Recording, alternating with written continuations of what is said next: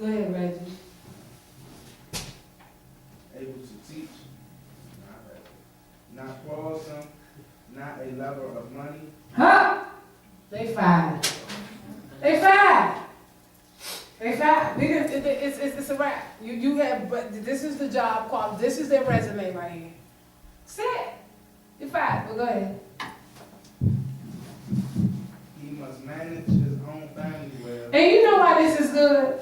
This is good because you all get to see and hear to make sure that you are in the right place. This is something you can say, okay, it's PG and Ma living up to these standards. This is not for you to just focus on the outside church. Use common sense and say, I want to make sure that they're doing the same thing. Because if we had something to hide, we wouldn't preach it to you. That's why they don't talk about these scriptures. That's why they keep doing prosperity for 2 years and you still broke. 5. And you still broke. Go ahead, Reggie. How can he take care of God's church? You ever seen pastors' kids are just out of order? Yes. Just completely out of off the chain. But dressed, I mean dressed. But out of order, can't do nothing, can't touch nothing, just out of order. You say something to them, they slam grip. Like, you ain't talking to me, do you know who I am? Literally, that's what they do. You know who I am? Out of order. Just completely out of order. Go ahead. He must not be a recent convert, or he may become conceited and fall under the same judgment as the devil. He must also have a good reputation with outsiders. CJ, go ahead. This is right here. This is not me. I'm giving you some shoe stuff. It's right here. Go ahead, Reggie. So that he will not fall into disgrace and into the devil's trap. Mm-hmm. How many of them fell into disgrace? We can name plenty of them out there. Caught off on their wife. This is why. They never had qualification.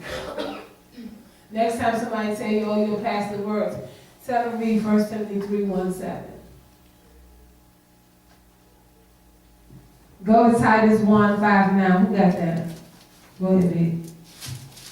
I left you on the island of Crete so you could complete our work there and appoint elders in each town as I instructed you. An elder must live a blameless life. He must be faithful to his wife, and his children must be believers who don't have a reputation for being wild or rebellious. Ah, there it is. Look, I mean, come on, Christian don't listen, right? When we say wild and rebellious, and y'all thinking back now, like, you know what? The Lord, they was off the chain, and y'all know it. Come on, people. An elder is a manager of God's household, so he must live a blameless life. No, we laughing because Pastor Glenn serviced one of the big time pastors' houses. And if y'all, we ain't gonna put their name out on blast, but Pastor Glenn see, because they're a big pastor living in a big house, and he was a little old test press man, never knew that you had a pastor that worked. So you gotta be careful about them pastors that still got jobs, because they might come in your house. The grandkids, right? The kids. Oh, it was the kids. The kids was in there cussing. The kids. Was the daddy home? Yeah. Home. And then they get up in the pulpit and preach to you. Yeah. Did they say anything? Did they tell them to stop? Did they? Well, they was in the basement, but then they got upstairs, they got all, you know, this is Bishop, such and such and such. Yeah. One of the big ones. We've been through. He must not be arrogant or quick-tempered. He must not be a heavy drinker, violent, or dishonest with money. Rather, he must enjoy having guests in his home and must love what is good. He must live wisely and be just.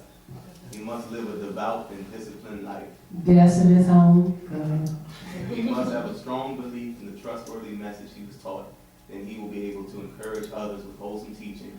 Bam, stop. That's why you got a lot of these ministers preaching, and he must have a strong belief in the message. And what he don't believe in what he's teaching, he's just teaching what he knows. he don't believe it. He only teaching what he knows, which is a law. He's teaching from a law, not from authority. Go ahead, B. And show those who oppose it where they are wrong. That's it. All right. Was there anything else? Now, excuse me, we just said that the early church guarded purity. Now anything goes on. I remember one time you went to church and you didn't have you couldn't smoke. You know, you were dare to leave the cigarette butt on the church. You put your cigarette out miles away. You took your hat off. You knew not to curse. When you got on the church ground, it was on. And now people deacons can't wait. Cigarette packs sticking out their little top. They don't even care that you know they smoke. They get in the car, smoke their cigarettes, and now they even throw it on the church ground. There's completely no purity. None whatsoever. Take the hat off, boy. No purity whatsoever. Now watch this. The early church guarded purity. When there was no purity in the house, you know what they did? They stopped fellowshipping with them. They stopped fellowshipping with them. Go to Ephesians 5:10.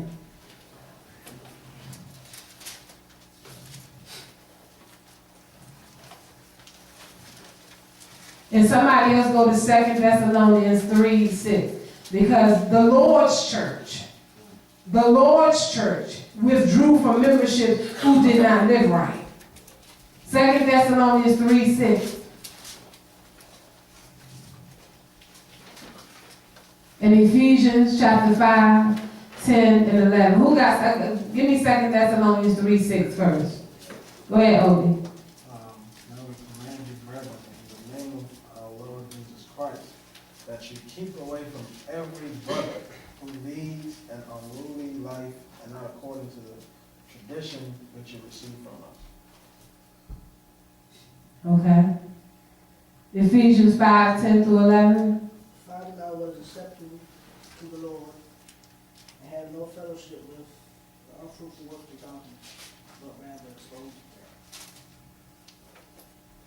them. Okay. Romans 16:16.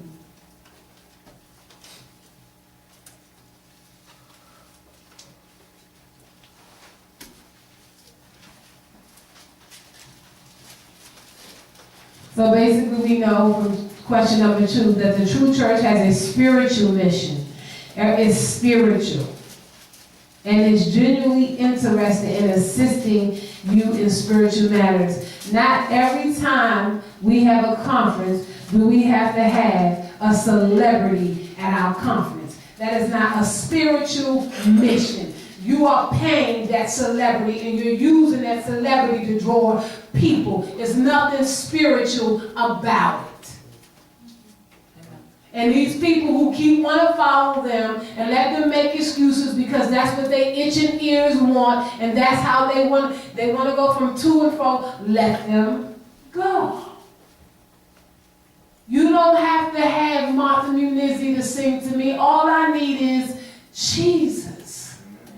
You using Martha to draw me. Because you ain't got enough Jesus to pull me. That's why you're using Martha. That's why you're paying for Fred. Because you ain't got enough juice to call Yolanda. That's why. You ain't got, they can't pull you over there. That's why they need Ty. Because they know what your spirit like. I need to get 50 million Obies. Let me get Ty Tribbett up here. What's Murray new song? The worldly one. Walking. Y'all done seen Murray 50,000 times. They come out with a new one, Walking. You'll walk slams to that conference. But Murray, give me that song. Bumper, that song. The heathen style of conference. Come on, who was that? Yeah, Romans 16:16.